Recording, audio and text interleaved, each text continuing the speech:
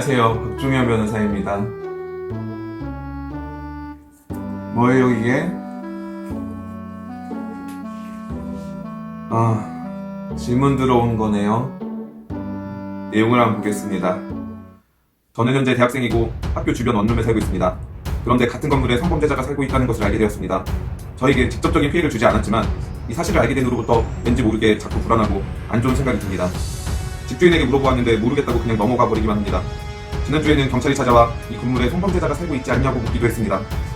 변호사님, 저는 이 원룸 건물에서 계속 거주해야 하나요? 현재 성범죄자랑 같은 건물에 살고 계신다고요? 불안감이 적지 않을 것 같습니다. 그런데 사실관계가 조금 명확하지 않은 부분이 있는데요. 한번 천천히 살펴보겠습니다. 먼저 경찰이 찾아와 같은 건물에 성범죄자가 살고 있지 않느냐고 물었다고 하셨는데요. 글쎄, 이게 개인정보보호법 때문에 경찰이 찾아와 묻는다는 것이 현실적이지 않을 것 같기는 합니다. 성폭력처벌법 제42조에 따르면 현재 대부분의 성범죄의 경우에 신상정보를 등록하도록 하고 있습니다. 그리고 그중 매우 무거운 형벌의 경우에는 신상정보를 공개하도록 하고 있는데요. 이렇게 판사가 신상정보를 공개하도록 하는 판결을 내릴 경우 흔히 말하는 성범죄자 알림이에 올라오게 됩니다. 성범죄자 알림이 들어보셨죠? 최근에는 성범죄자 알림이 홈페이지뿐만 아니라 어플리케이션을 통하여도 손쉽게 성범죄자가 근처에 살고 있는지를 알 수 있습니다.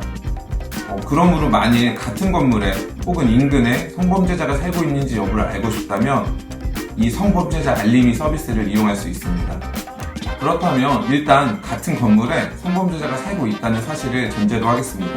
다음으로 집주인이 임차인에게 같은 건물에 성범죄자가 살고 있다는 사실을 알려야 할 의무가 있을까요? 어떻게 생각하시나요?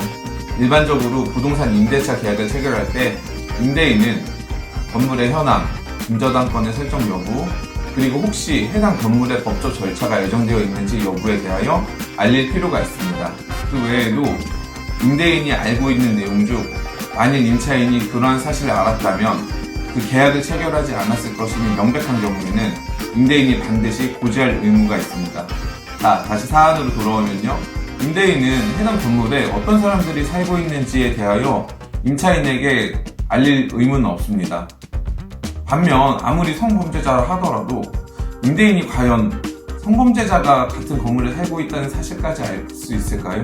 그러므로 임대인은 건물의 하자 및 설정된 근저당권 등을 설명하면 충분하고 임대차 계약 체결 시마다 임차인에게 성범죄자가 거주하고 있는지 여부까지 조사하여 고지할 의무는 없다고 할 것입니다.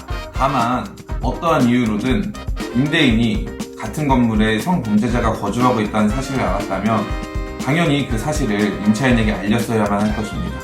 궁금증이 조금 해결되셨나요? 사실 이번 사례는 매우 드문 케이스로 보입니다. 집주인이 자신의 건물에 성범죄자가 들어와 있다는 사실을 알았다면 먼저 임대차 계약을 해지하여 내보냈을 것 같은데요.